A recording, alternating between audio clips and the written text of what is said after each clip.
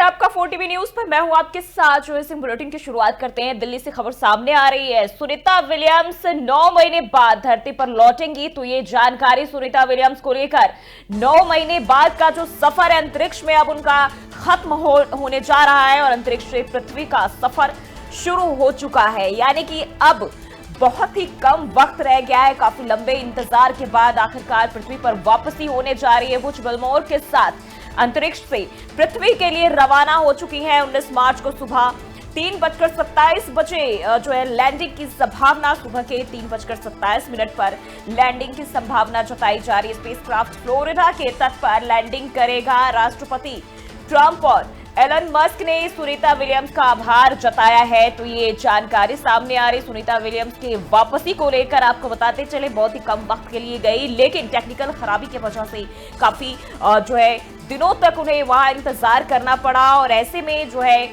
यहां से भी लोग जो वैज्ञानिक है उन्हें वापस लाने की पूरी कवायद शुरू से ही जारी रही है, किसी तरह लाया जाए। और आखिरकार जो ये मिशन है वो सफल रहा और 9 महीने बाद, यानी कि 9 महीनों का जो सफर है अंतरिक्ष में, सुनीता विलियम्स और आपको बताते चले उनके साथी बुच विल्मोर ने जो है वहां पर तय किया है और 9 महीने तक वहीं रहे। और इसके बाद आखिरकार पृथ्वी पर वापसी का जो इंतजार था वो अब खत्म हो रहा है। और बताया जा रहा है कि 19 मार्च को यहाँ पृथ्वी पर वो लैंडिंग करेंगी और स्पेसक्राफ्ट जो है फ्लोरिडा के तट पर लैंडिंग करेगा। राष्ट्रपति ट्रंप और एलन मस्क ने सुनीता विलियम्स का आभार भी जताया है।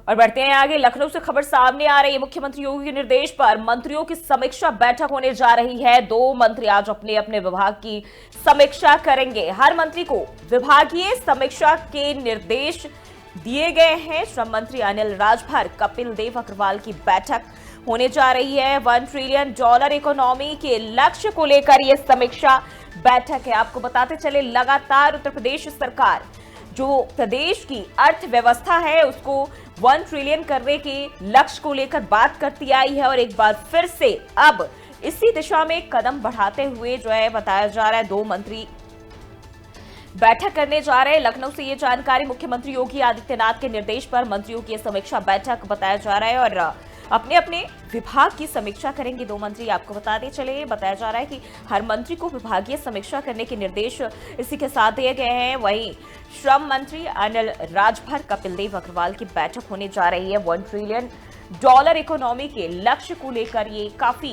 अहम समीक्षा बैठक होने जा रही है।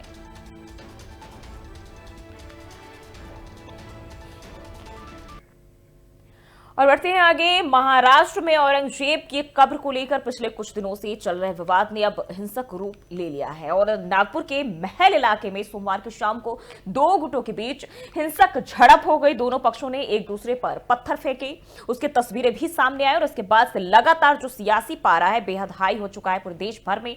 वही बताया जा रहा है इलाके में आगजनी की और वाहनों में तोड़फोड़ करते भी जो है वो देखे गए हैं। और इतना ही नहीं, कुछ लोगों ने पुलिस टीम पर भी हमला कर दिया और इस हमले में एक वरिष्ठ पुलिस अधिकारी सहित कई पुलिसकर्मी घायल हुए हैं। नागपुर के डिप्टी कमिश्नर निकेतन कदम पर जो है कथित तौर पर भीड़ ने कुल्हाड़ी से हमला कर दिया। इससे जो उनके हाथ हैं उसमें गंभीर चोटें आई हैं और कुछ तस्वीरें भी इनके सामने आई। और इसके अलावा अगर बात करें तो दोनों पक्षों के बीच घायल पथराव में 8 से 10 पुलिसकर्मी घायल हुए हैं। वहीं 4 अग्निशमन कर्मी भी घायल बताया जा रहा है। इस मामले में पुलिस ने रात भर चलाए गए तलाशी अभियान में अब तक बताया जा रहा है 30 से कहीं अधिक संदिग्धों को गिरफ्तार किया है। और अब स्थानीय भाजपा विधायक ने इन सारे घटनाक्रमों को लेकर भी बड़ा खुलासा किया है। नागपुर के महल इलाके में घरों और कारों में आग लगाने को लेकर भी कई नेताओं ने इसको लेकर बयान भी दिए हैं। दुर्घटना हुई है, बहुत ही दुर्भाग्यपूर्ण है। जो आगजनी हुई है, जहाँ पर कई लोग 2-4 हजार लोग इकट्ठा होकर जो समाज कंटक थे, उन्होंने कई घरों को वहाँ पर मोमिनपुरा है, महाल एरिया है, चिटनीस पार्क है, यहाँ पर इकट्ठा होकर लोगों के घरों को लक्ष्य कर दिया, टारगेट कर दिया, पथराव किया, आगजनी कर दी, वहाँ की गाड़ियाँ जलाई और एक ऐसे जगह पर उनकी गाड़ियाँ 100-150 पार्क होती थी, वहाँ मोमिनपुरा में एक भी गाड़ी खड़ी नहीं की। इसका मतलब ये होता है कि ये पूर्व नियोजित साजिश थी क्या, इसकी भी पुलिस तफ्तीश कर रही है। पुलिस के ये तो लोगों के ऊपर हमला किया ही, लोग तो बाल बाल बचे, पुलिस आ गई, फायर ब्रिगेड आ गई, उनकी गाड़ियों को भी लक्ष्य कर दिया, उनको भी टारगेट किया। इसमें 4 डीसीपी लेवल के अधिकारी घायल है, उनको पत्थरबाजी कर दी, उनके ऊपर हथियार से हमला किया है। 30 पुलिस कर्मचारी घायल है। पुलिस जो कानून व्यवस्था बनाए रखने का काम करती है, पुलिस शांति और अमन बनाने का काम करती है। नागपुर में जो स्थिति निर्माण हुई है, जिन लोगों ने भी वो स्थिति निर्माण की है, उनको कड़ी कार्रवाई होनी चाहिए। हमारा पुलिस प्रशासन वहां पर काम कर रहा है, कुछ हमारे पुलिस भाई भी जख्मी हुए हैं, लेकिन माननीय देवेंद्र जी ने, माननीय हमारे मुख्यमंत्री जी ने और हमने सबने पुलिस को कहा है कि किसी को ना छोड़े, किसी को ना बख्शे, और जो भी इसमें होगा उसको ढूंढ के निकाले। और जहां तक नागपुर की जनता का सवाल है, नागपुर की जनता बहुत संवेदनशील है, शांतता प्रिय है। नागपुर की जनता हिंदू, मुस्लिम, सिख, ईसाई हम सब भाई भाई इस नाते से रहते हैं, और हमने इस घटना को कभी ऐसा देखा नहीं नागपुर में।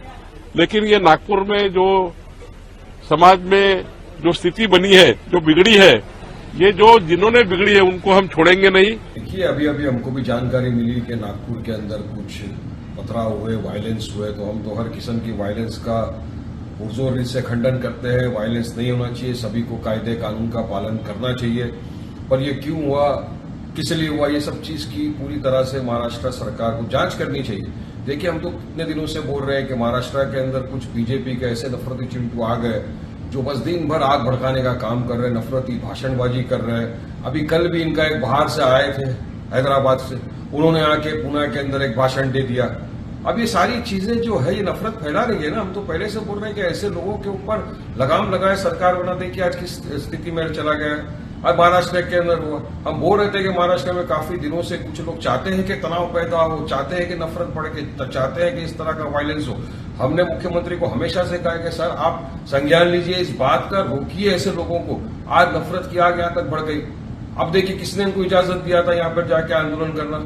एक 400 साल पुराना औरंगजेब का मुद्दा लेकर बीजेपी सरकार तमाम मुद्दों से ध्यान भटका दी है, और अब यह हद पे आ गई, नफरत यहां तक फैल रही। तो हम तो चाहेंगे कि वायलेंस ना हो, और हम रिक्वेस्ट करेंगे आपके माध्यम से भी कि कायदे कानून का सब। और वहीं आजाद समाज पार्टी कांशीराम के नेता और उत्तर प्रदेश स्थित नगीना से लोकसभा सांसद चंद्रशेखर आजाद ने महाराष्ट्र में नागपुर हिंसा पर तीखी टिप्पणी की है। ट्वीट करते हुए उन्होंने भारतीय जनता पार्टी पर निशाना साधते हुए कहा कि यह 2 गज के नीचे जो है वो जा रही है BJP. Social media site x पर नगीना सांसद ने लिखा कि जब दुनिया अंतरिक्ष की गहराइयों में जा रही है, तब सत्ताधारी भाजपा जमीन के 2 गज नीचे जा रही है। महाराष्ट्र के छत्रपति संभाजी नगर में स्थित कब्र को लेकर चल रहा विवाद केवल एक कब्र का मुद्दा नहीं, बल्कि सुनियोजित धार्मिक उन्माद पैदा कर ध्रुवीकरण का प्रयास है। सांसद ने कहा कि सांप्रदायिक उन्माद भड़काने वाली घटनाएं लगातार हो रही है, तो सरकार का खुफिया तंत्र आखिर क्या कर रहा है? अगर सत्ता के शीर्ष पर बैठे लोगों को पहले से ही सब पता होता है, फिर भी वे इस तमाम घटनाओं को रोकने में नाकाम रहते हैं, तो यह उनकी मिलीभगत दर्शाता है। और अगर उन्हें इसका अंदाजा तक नहीं है, तो यह खुफिया तंत्र और कानून व्यवस्था की पूरी विफलता है। उन्होंने कहा कि यह सरकार की नाकामी है कि वह देश में अमन चैन बनाए रखने में असफल हो रही है। मैं सभी से शांति बनाए रखने की अपील करता हूं और महाराष्ट्र के मुख्यमंत्री से मांग करता हूं कि वह नफरत फैलाने वालों पर कड़ी से कड़ी कार्रवाई करे। इसके साथ ही यह सुनिश्चित करे कि किसी भी समुदाय की धार्मिक भावनाओं से खिलवाड़ करने वाले तत्वों पर तत्काल और कड़ी कानूनी कार्रवाई हो।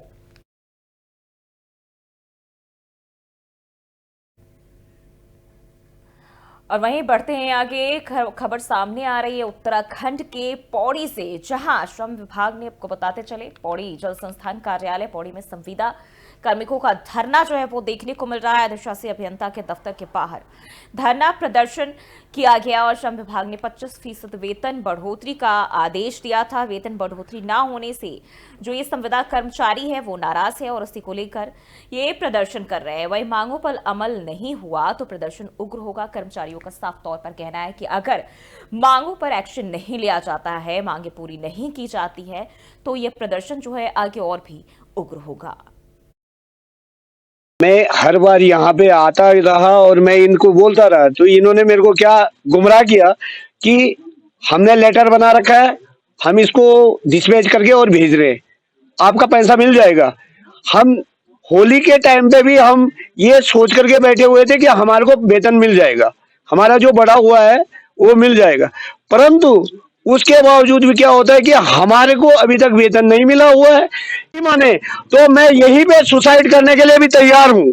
29 जुलाई 2024 से देहरादून में धरना प्रदर्शन चला, जिसमें 15 बिंदुओं पे हमारी सहमति बनी थी। तब हमने वहाँ पे धरना स्थगित किया था और उसके बाद मुख्यालय के द्वारा सभी शाखाओं को आदेश किए गए थे कि इनका पालन सुनिश्चित करें, जल्द से जल्द इनको लागू करें। लेकिन आज दुर्भाग्य हमारे उत्तराखंड का भी और हमारा भी दुर्भाग्य है कि आज तक मार्च लग गया है, दिसंबर माह तक उन्होंने इसको लागू करने के लिए कहा था, आज मार्च लग गया, अभी तक जो है। और मुख्यमंत्री नायब सिंह सैनी द्वारा हरियाणा विधानसभा में बजट पेश करने के बाद अब बुजुर्गों का कहना है कि ऐसा बजट जिंदगी में कभी नहीं आया और ना कभी आएगा। बुजुर्गों में काफी खुशी देखने को मिल रही है। बुजुर्गों के लिए जो तीर्थ यात्रा की घोषणा की गई है, इससे काफी उत्साहित है। मुख्यमंत्री नायब सैनी का बड़ा ही सराहनीय कदम है, ऐसा बुजुर्गों का कहना है। जो वहां की आम जनता है, उनका कहना है शिक्षा और हेल्थ पर भी बजट के अंदर बहुत ज्यादा जोर दिया गया है। हम बुजुर्ग लोगों को जो मान सम्मान मुख्यमंत्री नायब सैनी ने बजट में दिया है, बहुत ही खुशी की बात है।